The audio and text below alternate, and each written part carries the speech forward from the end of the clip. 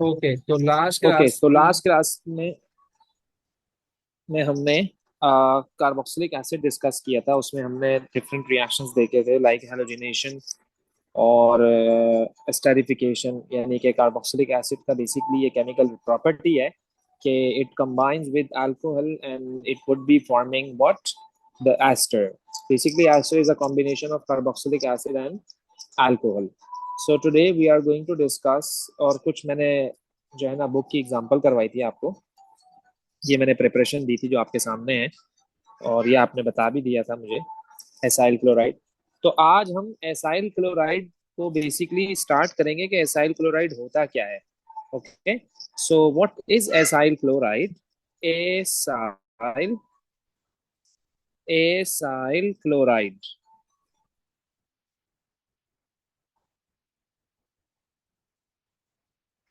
Acyl chloride acyl chloride के carboxylic acid का ही derivative है ये। ओके, कार्बोक्सिलिक एसिड का ही डेरिवेटिव है। यूं समझ लो कि अगर मैंने कोई भी कार्बोक्सिलिक एसिड लिया, लाइक CH3COOH, और उसका मैंने रिएक्शन करवा दिया किसी भी PCl3 से या PCl5 से, कोई भी क्लोरीन कंटेनिंग स्पीशीज से, तो OH आपका रिमूव होगा और फाइनली आपका उसकी जगह क्या अटैच हो जाएगा? क्लोरीन आकर लग जाएगा, कुछ इस तरह से। तो इसका मतलब यह है कि दिस इज एसाइल क्लोराइड, कि आपने OH को क्लोरीन से रिप्लेस कर दिया है। और अगर मैं इसका स्ट्रक्चर बनाऊं तो कुछ ऐसा बनेगा: CH3C double bond O then Cl, और ये था CH3C डबल बॉन्ड O और फिर देन OH। हुआ क्या है यहाँ पर कि आपका OH हटा है और यहाँ पर क्या आके लगा है Cl। तो ये जो चेन है ना, R ग्रुप की चेन, इसको मैं थोड़ा सा जनरलाइज यूं कर देता हूँ कि this is RC double bond OCl। तो ये फंक्शनल ग्रुप है किसका? एसाइल क्लोराइड का। ये किसका फंक्शनल ग्रुप है? एसाइल क्लोराइड का फंक्शनल ग्रुप है। ओके, तो इसको हम यूं भी लिख सकते हैं, RCOCl। So this is what? This is acyl chloride. Derivative of carboxylic acid है, क्योंकि ये कार्बोक्सिलिक एसिड से ही डिराइव हुआ है। ओके, अच्छा, इसमें भी कार्बोनाइल कंपाउंड है, आपको नजर आ रहा है, कार्बोनाइल ग्रुप है, कार्बोनाइल का फंक्शनल ग्रुप है, like C double bond O। लेकिन इनको हम कार्बोनाइल कहते नहीं है, तो उसकी उसके बहुत सारे रीजंस हैं हमारे पास। खैर, इसके कुछ फैमिली मेंबर्स को हम डिस्कस कर लेते हैं कि इनके भी सुफिक्सेस क्या होते हैं। जैसे हमने आपको बताया, कार्बोक्सिलिक एसिड का ओइक एसिड है, एल्डिहाइड का अल है, कीटोन का ऑन है, अल्कोहल का ऑल है। इसी तरह से इनका भी जो सुफिक्स होता है, इसी तरह से इनका भी जो सुफिक्स होता है बेटा, वो क्या होता है? Oil chloride. क्या होता है? Oil chloride. Oil chloride. Let's suppose I have this, that is CH3, then CH2, then C double bond O, then Cl। कितने कार्बन हैं आप बोलोगे? 3 कार्बन है, तो ये हो गया प्रोपेन। ये क्या हो गया? प्रोपेन। तो आपको क्या करना है? इस ई को हटाना है और क्या बनाना है? प्रोपेनॉइल ऑयल क्लोराइड। प्रोपेनॉइल क्लोराइड। ओके, सो और अगर हमारे पास इसी तरह का कोई और मेंबर भी हो, लेट्स सपोज उसमें हमारे पास 2 कार्बन एटम्स हैं, लाइक दिस, तो मैं क्या करूंगा भाई? मैं लिखूंगा कि दिस इज एथ इथेन। इथेन का ई हटाया, ऑयल क्लोराइड का एडिशन किया, this is what? Acyl chloride. This is what? Acyl chloride. Okay, अच्छा जी, आगे चलते हैं, हम जरा इसका स्केलेटल वगैरह भी बना लेते हैं। कोई इशू वाली बात नहीं है। ये लो, ये इसका स्केलेटल बन गया। बात समझ रहे हो? ये क्या बन गया इसका?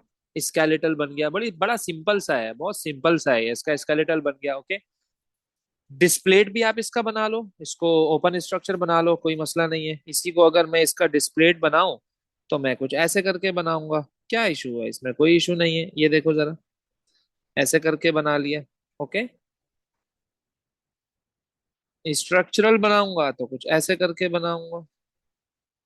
स्केलेटल बनाऊंगा तो ये लो, ये मैंने इसका स्केलेटल बना लिया।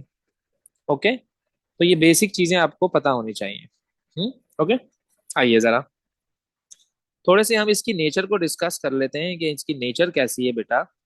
तो अगर आप इस पर थोड़ी सी नजर दौड़ाएं अपनी, RC डबल बॉन्ड O और फिर Cl। ओके। तो यहाँ आप देख रहे हैं कि आपका ऑक्सीजन भी इलेक्ट्रोनेगेटिव है, आपका हेलाइड भी इलेक्ट्रोनेगेटिव है। Obviously electronegative element would be gaining electron, would be attracting electron towards itself. तो वो इसको क्या करेगा, इलेक्ट्रॉन डेफिशिएंट बना देगा। इसको क्या करेगा, इलेक्ट्रॉन डेफिशिएंट बना देगा, इलेक्ट्रॉन डेफिशिएंट बना देगा। और इस पर कौन सा चार्ज आ जाएगा, पार्शियल पॉजिटिव चार्ज, और बड़ा टाइट वाला पार्शियल पॉजिटिव चार्ज आता है इस पर। क्योंकि बेटा दोनों तरफ से इलेक्ट्रोनेगेटिव एलिमेंट्स जो हैं इलेक्ट्रॉन को क्या कर रहे हैं, अपनी तरफ पुल कर रहे हैं। बात समझ रहे हो, दोनों तरफ से इलेक्ट्रॉन्स को अपनी तरफ क्या कर रहे हैं, पुल कर रहे हैं। तो इसलिए इस कार्बन पर बड़ा स्ट्रॉन्ग पार्शियल पॉजिटिव चार्ज आ जाता है। बात समझ आ रही है। तो ये जो जाहिर सी बात है, अब इसका कार्बन पार्शियल पॉजिटिव हो गया है। तो यहाँ पर जो न्यूक्लियोफिलिक अटैक होता है ना, nucleophile is nucleus loving, nucleus is positive, so carbon is also positive, so nucleophile can easily attack on this carbon. Nucleophiles can easily attack on this carbon. So due to this कि इनका जो partial positive charge है वो बड़ा tight वाला strong हो गया है, तो आप कह सकते हो कि न्यूक्लियोफिलिक एडिशन रिएक्शन बड़ी आसानी के साथ हो सकता है यहाँ पर इस केस में बात समझ आ रही है। तो इसको मैं मेंशन करूं, अगर nucleophiles can easily attack,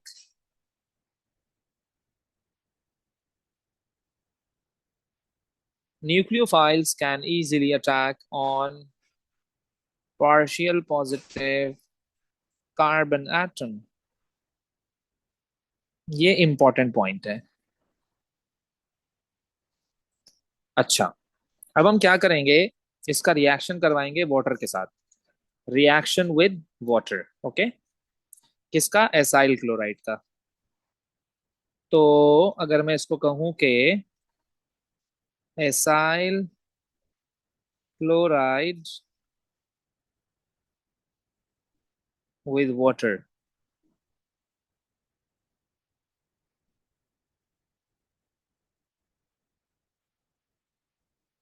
okay. चलो जी, चूंकि जो एसाइल क्लोराइड्स होते हैं वो बहुत ज्यादा रिएक्टिव होते हैं, आपको पता है। तो क्योंकि मैंने आपको बताया ना कि इसके कार्बन पर जो पार्शियल पॉजिटिव चार्ज आया है, तो न्यूक्लियोफाइल्स कैन इजीली अटैक। भाई इजीली अटैक का मतलब क्या होता है कि आपका टाइम रिड्यूस हो गया, जल्दी से रिएक्शन हो जाएगा, इनकी एक्टिवेशन एनर्जी कम हो जाती है। बात समझ आ रही है। तो बेटा ये जो है ना, जब इसका आप वाटर से रिएक्शन करवाओगे, तो मैं ये ले लेता हूँ, लेट्स सपोज एथेनॉइल क्लोराइड। ये लो, ये मैंने इसका पानी से रिएक्शन करवा दिया। ओके। जब मैं इसका वाटर से रिएक्शन कराऊंगा, मजे की बात आपको मैं बताऊं, ये कोल्ड वाटर है। ये क्या है, कोल्ड वाटर है। यानी कोल्ड वाटर का मैं स्टेट सैंपल क्या लिख दूं, लिक्विड लिख दूं। अगर ये गैस होता तो ये वेपर होता, मतलब हॉट वाटर है। बड़ा विगरस रिएक्शन होता है इसका भी, बड़ा विगरस रिएक्शन होता है, विगरस रिएक्शन।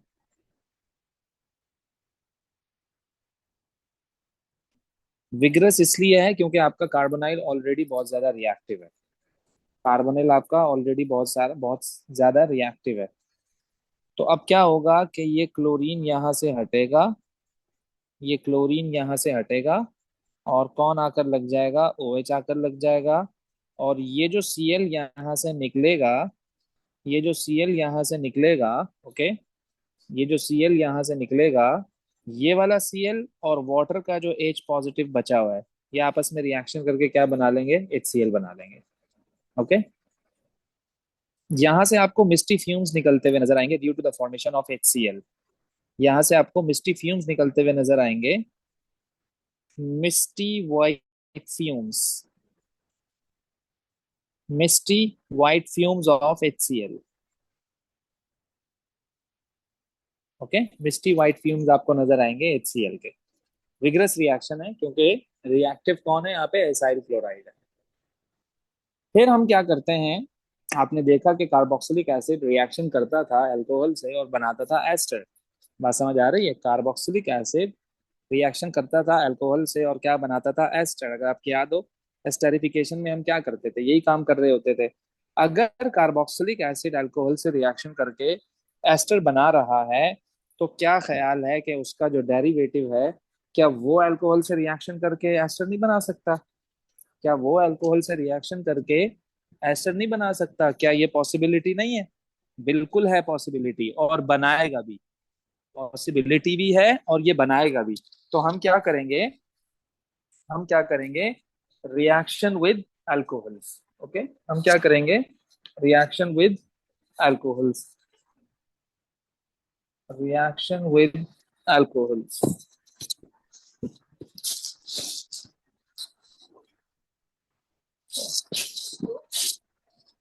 अल्कोहल्स।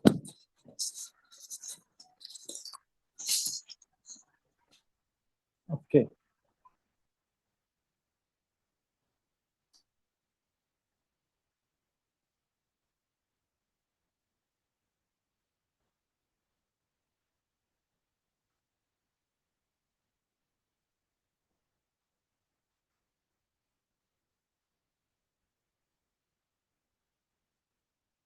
चलो जी। तो अब लेट सपोज मैंने आपको कहा कि ये तुम्हारे पास है एसाइल क्लोराइड। ओके, इसका रिएक्शन हुआ एथेनॉल के साथ।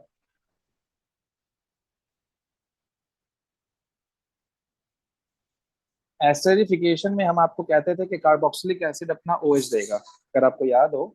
एस्टरिफिकेशन में हम क्या कहते थे कि कार्बोक्सिलिक एसिड अपना क्या देगा, OH देगा। बात समझ आ रही है? तो यहाँ पर एसाइल क्लोराइड अपना क्या देगा, क्लोरीन देगा। बात समझ रहे हो? यहाँ पर कार्बोक्सिलिक एसाइल क्लोराइड क्या करेगा, अपना Cl देगा। कैसे? ये वाला Cl और ये वाला H मिल के HCl बना लेंगे, और जो बाकी चीजें बचेंगी वो आपस में कुछ इस तरह से कंबाइन होगा कि वो क्या बन जाएगा, आपका एस्टर बन जाएगा। सही हो गया जी, ये आपका क्या बन गया, एस्टर बन गया। बात समझ आ रही है? और रेडिली रिएक्शन होता है ये रिएक्शन क्या होता है, रेडिली रिएक्शन होता है। अब आप बोलोगे कि यार इसमें और उसमें क्या फर्क है, बात समझ रहे हो, इसमें और उस रिएक्शन में क्या फर्क है? तो एक तो फर्क ये है कि जो हाइड्रोजन है ना, वो कहाँ से निकल रहा है, अल्कोहल से निकल रहा है। अच्छा, ये सिमिलैरिटी हो गई कि वो जो नॉर्मल स्टेरिफिकेशन आपकी होती थी उसमें भी अल्कोहल का हाइड्रोजन निकलता था, और ये जो रिएक्शन है इसमें भी अल्कोहल का हाइड्रोजन निकल रहा है। बात समझ आ रही है? अच्छा, डिफरेंस क्या है, इसमें HCl बन रहा है, जबकि जो एस्टेरिफिकेशन होती है नॉर्मल वाली, उसमें क्या बन रहा होता है, वाटर बन रहा होता है। उसमें क्या बन रहा होता है, वाटर बन रहा होता है। अगली बात ये बेटा कि इसमें एसिड कैटलिस्ट आपको डालने की जरूरत।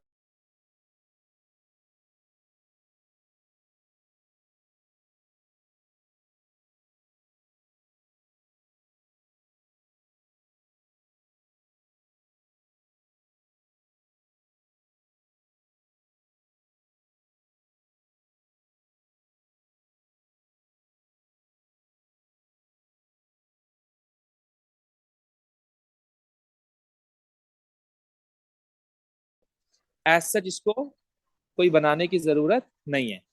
एज सच इसको कोई ऐसी चीज बनाने की जरूरत नहीं है, यानी कि कोई आपको कैटलिस्ट वगैरह यहाँ पे लेने की जरूरत नहीं है। That's very simple.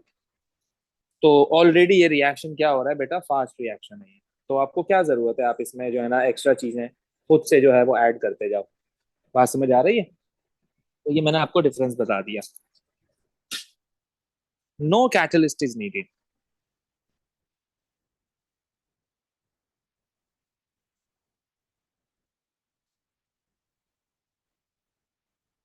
Already reaction क्या है, फास्ट है। ऑलरेडी रिएक्शन क्या है, फास्ट है। ओके, तो ये इसमें हो गया डिफरेंस। ओके जी, आइए जरा आगे। फिर हम क्या करते हैं, एसाइल क्लोराइड का एसाइल क्लोराइड का रिएक्शन करवाते हैं किससे? अमोनिया से। एसाइल क्लोराइड का रिएक्शन करवाते हैं अमोनिया से। ओके। अच्छा, अमोनिया से जब आप इसका रिएक्शन करवाओगे, and ammonia is concentrated, right, but ammonia is a weak base. आपको पता है ना कि कार्बोक्सिलिक एसिड का अमोनिया से कोई रिएक्शन नहीं है। देखो, ये मैं बड़ी इंपॉर्टेंट बात बता रहा हूँ आपको बेटा।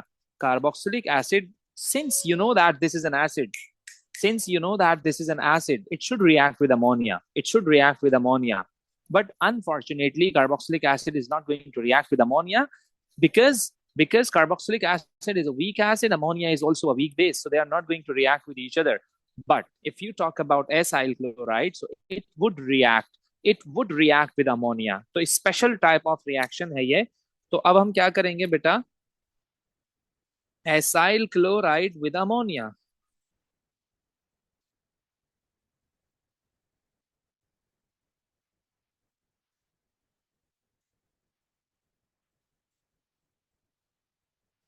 Acyl chloride with ammonia.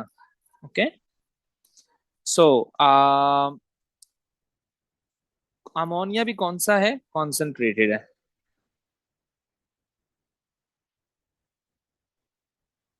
Ammonia भी कौन सा है? कॉन्सेंट्रेटेड है। ओके। अच्छा जी, आइए जरा, क्या होगा, क्या प्रोडक्ट बनेगी? Let's suppose I am taking this acyl chloride, बड़ा सिंपल सा है, इसी को बार बार लेते रहेंगे, कोई मसला नहीं है। CH3 C double bond OCl and it's going to react with ammonia concentrated। अच्छा, एक चीज मैं आपको बताऊं बेटा, ammonia is a solution form. Ammonia is in solution form, क्योंकि ammonia is soluble in water and we are taking a lot of ammonia in the limited amount of solvent, so that's why I'm saying that this is a concentrated ammonia। Okay. तो जब ये reaction आप करवाओगे तो होता ये है बच्चा कि अमोनिया का जो हाइड्रोजन है ना, अमोनिया का जो हाइड्रोजन है ना बेटा, वो HCl बन जाएगा, क्योंकि उसका क्लोरीन वहां से निकल जाएगा। एंड फाइनली एंड फाइनली आपके पास ये बन जाएगा। That's it. ओके, फाइनली आपके पास ये बन जाएगा। तो क्या बन गया? ये क्या बन गया आपके पास? है भाई, ये आपके पास बन गया एमाइड। ये आपके पास क्या बन गया? एमाइड। सो आप अपने एसाइल क्लोराइड को एमाइड में भी चेंज कर सकते हो। सही है? बात समझ आ रही है? अच्छा, अब अगर आप इसको गौर से देखो कि यहाँ पर HCl भी निकल रहा है। यहाँ पर क्या निकल रहा है? HCl भी निकल रहा है। तो ये तो बड़ी अजीब सी बात हो गई यार। रिएक्टेंट में हमारे पास अमोनिया था, that was a base. Product में हमारे पास एसिड बन गया। तो तो अब जाहिर सी बात है, कुछ ना कुछ अमोनिया बचा हुआ भी होगा। क्या कहते हो? तो ये अमोनिया जो यहाँ बचा है और ये HCl जो यहाँ प्रोड्यूस हुआ है, ये आपस में रिएक्शन करके क्या बना लेंगे? अमोनियम क्लोराइड बना लेंगे, दैट इज NH4Cl। ये क्या बना लेंगे? अमोनियम क्लोराइड बना लेंगे, that is NH4Cl। That is what? NH4Cl। तो पता है आपको क्या करना चाहिए ओवरऑल? पता है क्या करना चाहिए आपको ओवरऑल? जब आप ओवरऑल इक्वेशन लिखोगे बेटा, जब आप ओवरऑल इक्वेशन लिखोगे इसकी मेरे बच्चे, तो आपको पता है क्या करना चाहिए? आपको कहना चाहिए, सर ये रहा मेरा एसाइल क्लोराइड। ओके। इसने किया रिएक्शन अमोनिया के साथ, दैट इज कॉन्सेंट्रेटेड अमोनिया। और सर ये बन गया, अल्लाह भला करे, आपका एमाइड। ओके। ये बन गया आपका एमाइड, और ये बन गया मेरा अमोनियम क्लोराइड। बात समझ आ रही है? बैलेंस कर दो इक्वेशन को, यहाँ टू लगा दो, बैलेंस हो गई इक्वेशन। तो ये भाई आपको पता होना चाहिए। ओके। सेट हो गया जी।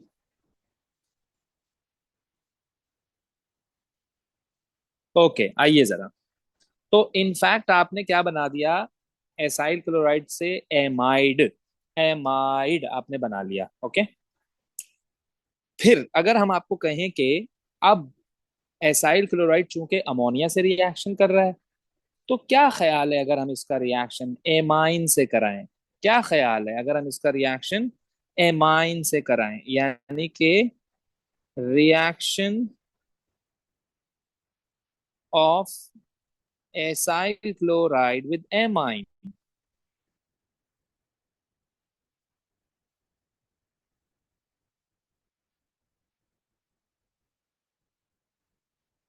मैं अब यहाँ थोड़ी सी टेक्निकल बात करने वाला हूँ बेटा।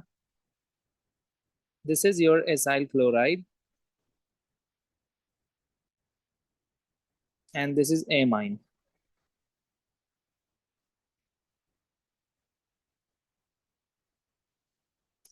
अच्छा, अब पीछे वाली इक्वेशन में मैंने आपको बताया कि वो अमोनिया से रिएक्शन कर रहा है, प्रोडक्ट बन रही है। तो मेरे बच्चे, अगर अब इसका एमाइन से रिएक्शन होगा तो क्या आप प्रिडिक्ट कर सकते हो कि क्या अब फास्ट रिएक्शन होगा या पहले फास्ट हो रहा था? या आप बोलोगे कि यार नहीं सर, बस दोनों एक ही जैसे हैं? क्या बोलोगे बेटा, आप क्या कहते हो? क्या कहते हो आप लोग? Any idea?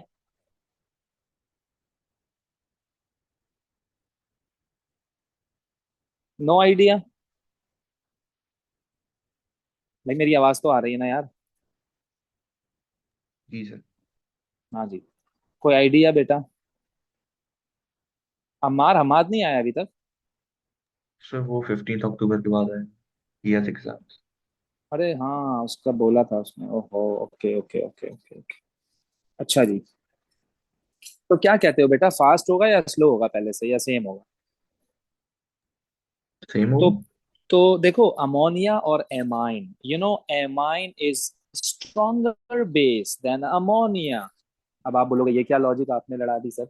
देखो बेटा, अच्छा बेस वो होता है जो शराफत के साथ, आसानी के साथ, आराम से, प्यार से अपना लोन पेयर दे दे।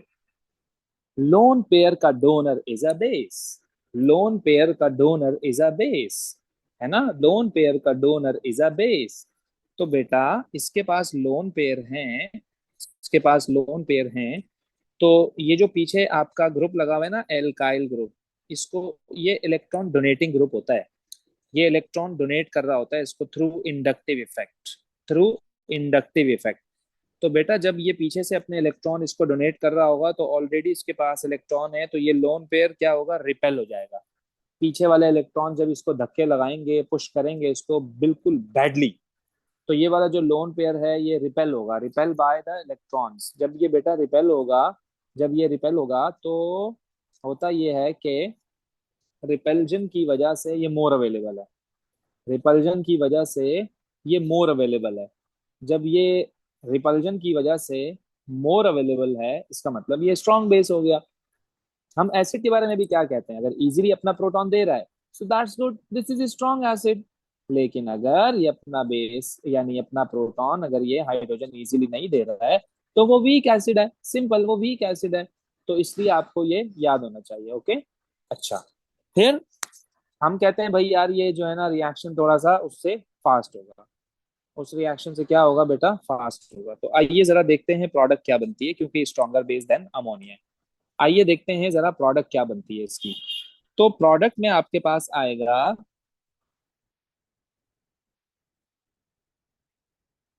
जाहिर सी बात है, Cl तो निकल जाएगा HCl के साथ, तो कुछ ऐसा बन जाएगा।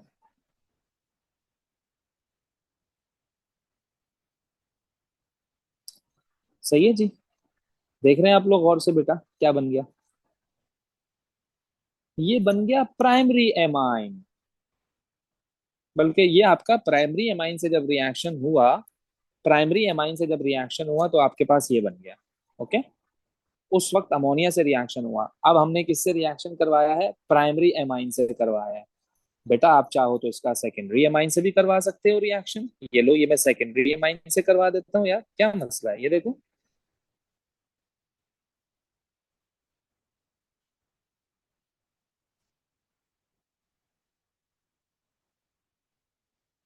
क्या इशू है, कोई मसला नहीं।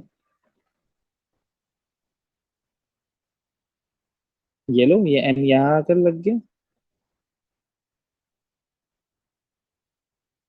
और HCl बना लिया इसने। सिंपल। बात समझ आ रही है? कितना सिंपल सा रिएक्शन है, देख रहे हो आप लोग? आप चाहो तो बेटा इसका टर्शरी से करवा दो यार। बात समझ रहे हो? लेकिन क्या कहते हो आप लोग के टर्शरी से रिएक्शन होगा या नहीं होगा? जरा इसको मैं बना के दिखा दूं, जरा देखिएगा बेटा। थोड़ा सा टेक्निकली सोचिएगा जरा कि इससे रिएक्शन होगा नहीं होगा।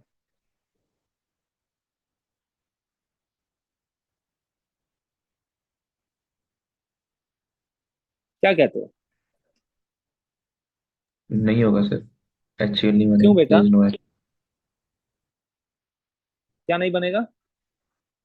HCl नहीं बनेगा ना, there is no H attached exactly back. exactly, hydrogen नहीं है। जब हाइड्रोजन नहीं है तो ये नहीं निकलेगा। जब ये नहीं निकलेगा तो आने वाले के लिए जगह कैसे बनेगी? तो इसलिए नो रिएक्शन।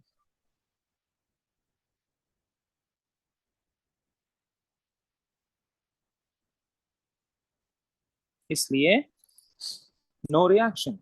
ओके हो गया जी। तो बेटा ये एस्टर यानी यूं समझ लो कि ये एसाइल क्लोराइड का एक छोटा सा एक टॉपिक है इसमें। ज्यादा खैर वो नहीं है, बस यहीं तक आपका एनफ है। ओके। मतलब कोई मैकेनिज्म वगैरह का ऐसा कुछ भी नहीं है। अच्छा, फिर हमारे पास क्या है, डिटेल है एस्टर की। ऑलरेडी तो मैं वैसे बता चुका हूँ आप लोगों को कि एस्टर क्या है क्या नहीं है। तो अब थोड़ा सा ये है कि हम प्रॉपर उसको डिस्कस करेंगे। अभी तक तो हमने ये बात की थी कि भाई जब आपका अल्कोहल रिएक्शन करेगा कार्बोक्सिलिक एसिड के साथ तो क्या बन जाएगा? एस्टर बन जाएगा।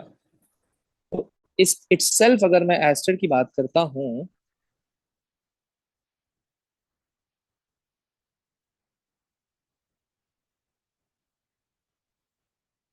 तो एस्टर्स बेसिकली होते क्या हैं कि ये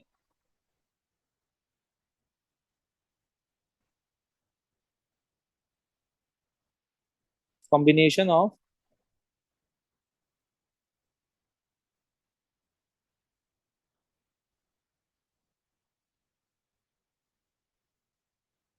कार्बोक्सिलिक एसिड एंड अल्कोहल्स।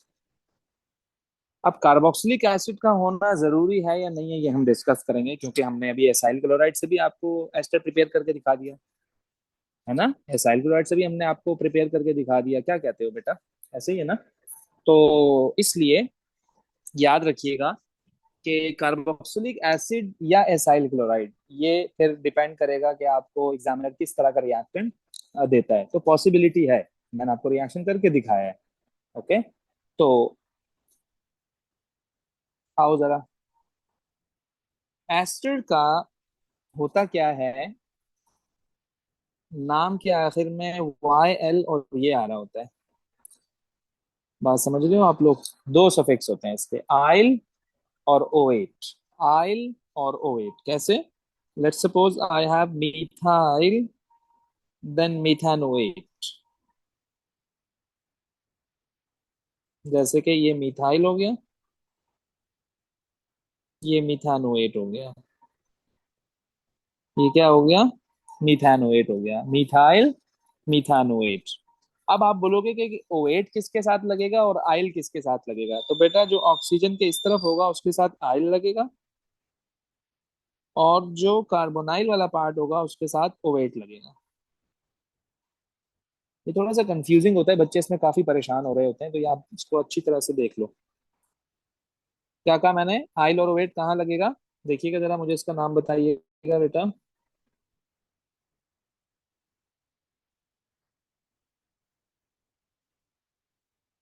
क्या नाम होगा इसका? फिर मिथाइल प्रोपेनोएट। गुड। तो जो O वाला पार्ट है उसको मैंने कहा मिथाइल, और ये जो कार्बोनाइल वाला पार्ट है इसको मैंने कहा OH।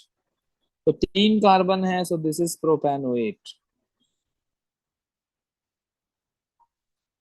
तीन कार्बन है तो समझ जाओ ये क्या है, प्रोपेनोएट है। ओके। अच्छा, अगर हम आपको कहें कि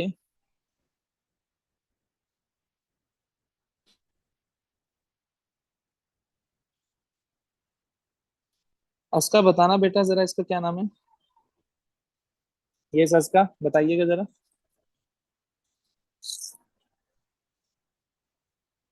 इथाइल मेथनॉल। नहीं, ethyl ethanoate. Good.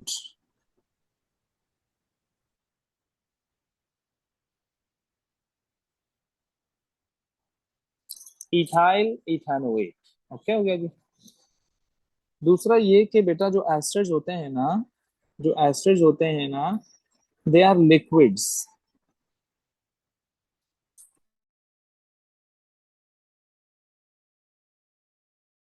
They are what, they are liquids, लेकिन कलरलेस। लेकिन क्या, कलरलेस। ओके। और बड़ी फ्रेग्रेंट स्मेल होती है इनकी, फ्रूटी टाइप स्मेल होती है इनकी ना, फ्रूटी टाइप स्मेल होती है कि अगर आपने कहीं पे एप्पल्स वगैरह रखे हुए हो तो आपको एक स्मेल आ रही होती है वहां से, प्लेजेंट स्मेल होती है, वो एस्टर्स की स्मेल होती है। ओके। डिफरेंट कंपाउंड्स होते हैं पेयर्स में, बनाना में, एप्पल में, तो वो तो खैर ये तो बड़ी अननेसेसरी चीज है, लेकिन एज एन इंफॉर्मेशन बता रहा हूँ कि उसमें अलग अलग डिफरेंट डिफरेंट एस्टर्स होते हैं, और हर एस्टर की एक अपनी स्पेसिफिक स्मेल होती है ना। बनाना की अपनी स्मेल होती है, एप्पल्स की एक अपनी स्मेल होती है, depends on the molecular formula of different asters basically, right. और होता एस्टर ही है, but molecular formula is different. Okay, right. तो इनके अगर मैं मेल्टिंग और बॉइलिंग पॉइंट की बात करूं तो relatively low melting and boiling points होते हैं इनके। ओके। और इनसॉल्युबल इन वाटर होते हैं।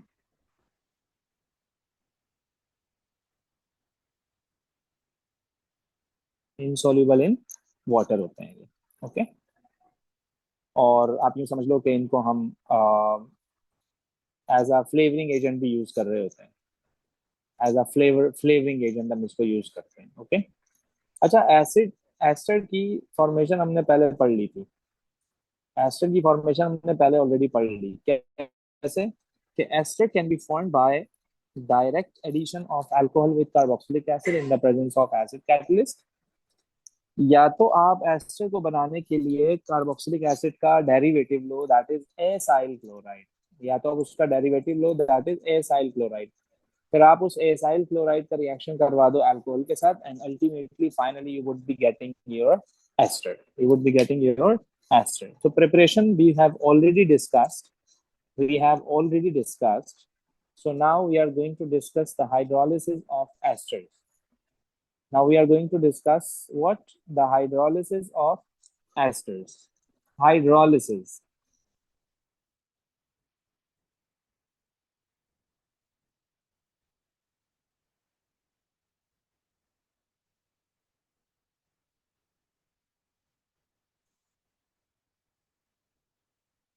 Okay. Hydrolysis. What do you mean by hydrolysis?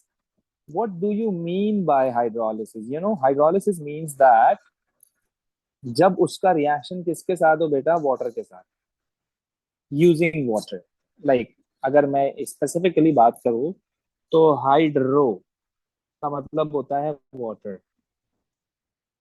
Lysis का मतलब होता है ब्रेक डाउन। ओके। तो दूसरा ये कि जब आप एस्टर की हाइड्रोलिसिस करवाओगे ना, तो basically you are going to break down the ester. अब आप इमेजिन करो कि यार एस्टर बना कैसे था, जब अल्कोहल ने कार्बोक्सिलिक एसिड से रिएक्शन किया था। बात समझ आ रही है, जब अल्कोहल ने कार्बोक्सिलिक एसिड के साथ रिएक्शन किया था, तो सोचो जब आप तोड़ोगे तो दोबारा रिवर्स होगा या नहीं होगा? ऑफ कोर्स होगा, ऑफ कोर्स होगा, दोबारा से रिवर्स होगा नहीं होगा? ऑफ कोर्स होगा। जो जो आपका हाइड्रोलिसिस है ना बेटा, ये रिवर्स है। ये क्या है? रिवर्स ऑफ एस्टेरिफिकेशन है। ये क्या है? Reverse of esterification.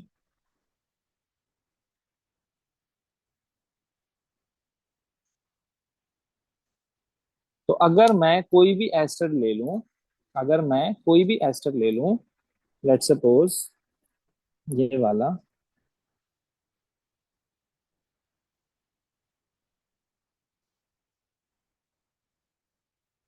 ओके। ये मैंने एस्टर ले लिया, इसका मैंने रिएक्शन करवाया वाटर के साथ। अब क्या हुआ देखना जरा।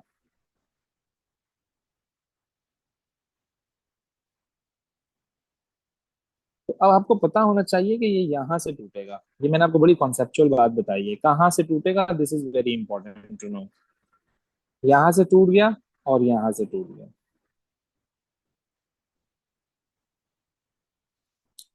अब क्या लगाऊं, क्या लगाऊं? ओ एच, यहाँ क्या लगाऊं? एच। वो देखो दोबारा से अल्कोहल और कार्बोक्सिलिक एसिड बन गया, दोबारा से अल्कोहल और कार्बोक्सिलिक एसिड बन गया। तो याद रखिएगा, जब आप एस्टर्स एस्टर्स की हाइड्रोलिसिस करवाते हो, सो बेसिकली आपका जो प्रोडक्ट बनता है वो वही होता है। ओके। जैसे कि अब मैं आपको कहता हूँ कि हमारे पास जो हाइड्रोलिसिस होती हैं वो दो तरह की होती हैं। वो क्या होती हैं? दो तरह की होती हैं। एक होती है हमारे पास हाइड्रोलिसिस एल्कली हाइड्रोलिसिस, और एक होती है एसिडिक हाइड्रोलिसिस। एसिडिक हाइड्रोलिसिस में हम एसिड कैटलिस्ट यूज कर रहे होते हैं, और एल्कलाइन हाइड्रोलिसिस में हम एल्कली को एज अ कैटलिस्ट यूज कर रहे होते हैं, that is some mostly the sodium hydroxide. Okay, let's suppose